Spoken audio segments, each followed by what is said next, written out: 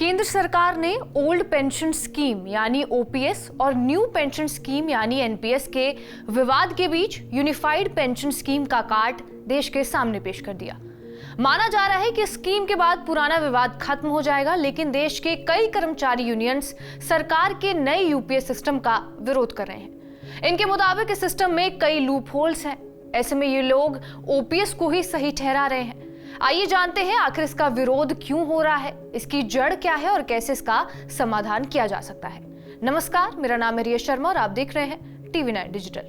देश के दिग्गज अर्थशास्त्रियों में शुमार अरुण कुमार ने टीवी9 हिंदी से बातचीत में ये कहा कि पेंशन सोशल सिक्योरिटी का मुद्दा है। न्यू पेंशन स्कीम में लोगों का पैसा सिक्योर नहीं है। लोगों का पैसा मार्केट और दूसरी जगह निवेश किया जाता है। इसलिए तमाम तरह के विरोध को खत्म करने के लिए सरकार अब नया सिस्टम लेकर आई है, लेकिन अब इसका भी विरोध होना शुरू हो गया है। एक्सपर्ट के मुताबिक देश में 60 करोड़ की लेबर फोर्स है, जिनमें से 1.8 करोड़ लोग ही सरकारी सेवाओं में हैं, जबकि दूसरे देशों में इसकी संख्या काफी ज्यादा है। वहीं सरकार का पेंशन बजट भी लगातार बढ़ रहा है। ऐसे में अगर सरकार को इससे निपटना है तो देश में रिटायरमेंट की उम्र को बढ़ा देना चाहिए। इसके साथ साथ देश में अभी तक 1930 वाला सिस्टम ही लागू है, जबकि 1930 के दौर में लोग जल्दी काम करना बंद कर देते थे। अब लोगों की उम्र बढ़ी है। माहौल बदलने के साथ साथ अब लोग 60 से 70 साल तक काम करते हैं, जबकि रिटायरमेंट की उम्र अभी भी 58 साल ही है। ऐसे में अगर सरकार इस एज को बढ़ाती है तो सरकार का पेंशन पर बजट भी कम हो जाएगा। वहीं पेंशन अभी सिर्फ और सिर्फ संगठित क्षेत्र है, इसे असंगठित क्षेत्र के लिए भी लागू करना चाहिए। अब ये भी जानते हैं कि नए सिस्टम में क्या लूप होल है जिसकी वजह से इसका विरोध हो रहा है। सबसे पहला लूप होल है न्यूनतम 25 साल की सर्विस। सरकार की इस नई स्कीम का लाभ लेने के लिए यूपीएस में आपको एश्योर्ड पेंशन के लिए कम से कम 25 साल की सर्विस पूरी करनी होगी। ऐसे में अगर रिटायरमेंट की उम्र अगर 60 साल है तो आपको सरकारी नौकरी में 35 साल की उम्र तक शामिल होना ही होगा, नहीं तो आपकी पेंशन मिनिमम पेंशन के हिसाब से एडजस्ट की जाएगी। इसके अलावा जाति का फैक्टर भी है। दरअसल अनुसूचित जाति, जनजाति और ओबीसी को सरकारी नौकरी में उम्र का रिलैक्सेशन मिलता है। कई राज्यों में सरकारी सेवा में शामिल होने की उम्र उनके लिए 40 साल तक है, तो उन्हें एश्योर्ड पेंशन का लाभ नहीं मिलेगा। दूसरा लूप होल है पेंशन कैलकुलेशन का गणित। यूपीएस में कर्मचारी को उसकी आखिरी सैलरी के 12 महीनों के एवरेज बेसिक पे 50% के बराबर ही एश्योर्ड पेंशन के तौर पर मिलता है, जबकि ओल्ड पेंशन स्कीम में कर्मचारी को उसकी आखिरी सैलरी का 50% पेंशन के तौर पर मिलता था। ये उसकी बेसिक सैलरी और महंगाई भत्ते का 50% होता था। यूपीएस में सरकार ने इसी प्रावधान को थोड़ा बदला है। अब कर्मचारी को एश्योर्ड पेंशन 50% ही मिलेगी, लेकिन ये उसकी आखिरी सैलरी के 50% के बराबर नहीं, बल्कि आखिरी 12 महीनों की बेसिक सैलरी के औसत के 50% के बराबर होगा।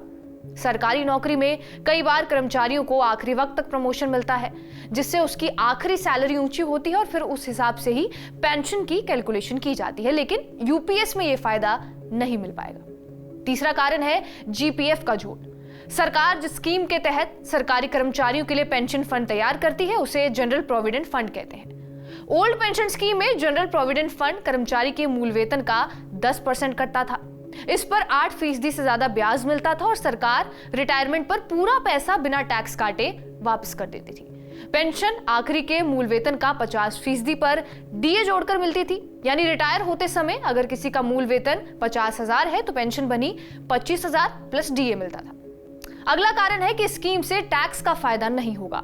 सरकार ने यूनिफाइड पेंशन स्कीम की घोषणा तो कर दी, लेकिन इसमें टैक्स बेनिफिट मिलेगा या नहीं इसको लेकर कोई बात नहीं की गई है, जबकि न्यू पेंशन स्कीम में टैक्स छूट का लाभ मिलता था।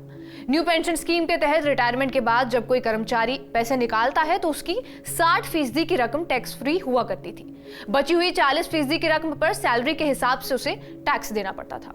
यूपीएस में इसको लेकर कोई भी जिक्र अभी तक नहीं किया गया है। इसी के चलते देश के अलग अलग कर्मचारी यूनियन इसका विरोध कर रहे हैं। भारतीय मजदूर संघ ने सरकार के स्कीम का स्वागत तो किया, लेकिन इसकी कुछ कमियां भी बताई हैं। भारतीय मजदूर संघ के मुताबिक पुरानी पेंशन योजना की जो विशेषताएं रही हैं वो एनपीएस में नहीं है। उनमें से ज्यादातर को नए यूपीएस में शामिल तो किया गया है, लेकिन ओल्ड पेंशन स्कीम की तुलना में इसमें अभी भी बहुत सारी खामियां हैं। यूपीएस एक अंशदायी पेंशन योजना है, जहां ओपीएस में कर्मचारी को कुछ भी योगदान नहीं करना होता है। ओपीएस में पेंशन के कम्यूटेशन की सुविधा उपलब्ध है, जो एनपीएस या फिर यूपीएस में नहीं है। इसके अलावा कर्मचारी यूनियंस का यह भी कहना है कि जब न्यू पेंशन स्कीम को लाया गया था तब इसे ओल्ड पेंशन स्कीम से ज्यादा अच्छा बताया गया था। कर्मचारी यूनियनों के मुताबिक साल 2004 में जब एनपीएस लाया गया था तब के समय में भर्ती हुए लोगों को काफी कम पेंशन मिल रही थी। वही कर्मचारियों को अपना हिस्सा भी देना पड़ रहा है जो ओल्ड पेंशन में नहीं देना पड़ता था। इसके अलावा जो सबसे बड़ी दिक्कत बताई जा रही है वो ये है कि अपना पैसा निकालने को लेकर इस पर कोई भी स्पष्ट जानकारी नहीं दी गई है। कुल मिलाकर देखा जाए तो मोदी सरकार ने यूनिफाइड पेंशन स्कीम यानी यूपीएस का ऐलान करके कर्मचारियों की नाराजगी दूर करने का बड़ा दांव खेला है। इसके जरिए सरकार ने 4 राज्यों के आगामी विधानसभा चुनावों से पहले विपक्ष से भी एक बड़ा मुद्दा छीन लिया है, लेकिन अब कर्मचारी यूनियन इसका विरोध कर रहे हैं। मोटे तौर पर देखा जाए तो यूपीएस काफी हद तक पुरानी पेंशन स्कीम ओपीएस जैसी है और ये 1 अप्रैल 2025 से लागू होगी। राज्य सरकारें भी चाहे तो इस योजना को लागू कर सकती हैं। बहरहाल आपका इस खबर पर क्या कुछ कहना है हमें कमेंट बॉक्स में जरूर बताएं। बाकी देश और दुनिया की तमाम बड़ी खबरों के लिए बने रहे हमारे साथ TV9 डिजिटल पर।